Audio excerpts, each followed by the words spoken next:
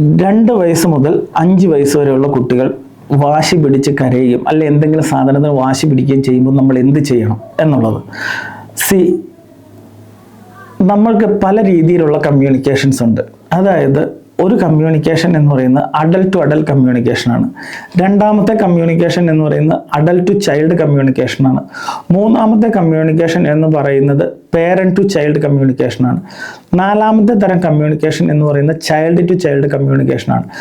നമ്മൾ ആരോടാണോ കമ്മ്യൂണിക്കേറ്റ് ചെയ്യാൻ ഉദ്ദേശിക്കുന്നത് ആ കുട്ടിയുടെ സ്റ്റാൻഡിലേക്ക് നമ്മൾ ഇറങ്ങി ചെല്ലുക.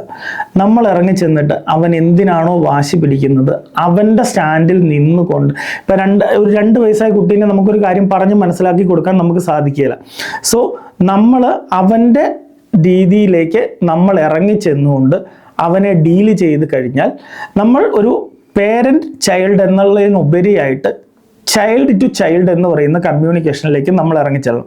അതിനാദ്യം നമുക്ക് പേഷ്യൻസ് ആണ്. പേരൻസിന് വേണ്ടത് പേഷ്യൻസ് ആണ്.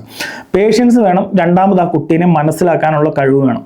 ആ രണ്ടും കഴിഞ്ഞതിന് ശേഷം നമ്മൾ ആ കുട്ടിയോട് ദേഷ്യപ്പെടാതെ അവൻ്റെ സ്റ്റൈലിലേക്ക് ഇറങ്ങിച്ചെന്ന് അവനോട് ചേർന്ന് നിന്ന് അവൻ്റെ കാര്യങ്ങൾ ഡീല് ചെയ്ത് കഴിഞ്ഞാൽ ആ കുട്ടിയുടെ വാശി ഒരു പരിധി വരെ കുറച്ച് ആ കുട്ടീനെ നമുക്ക് ഈസിലി ആയിട്ട് ഹാൻഡിൽ ചെയ്യാനായിട്ട് നമുക്ക് സാധിക്കും.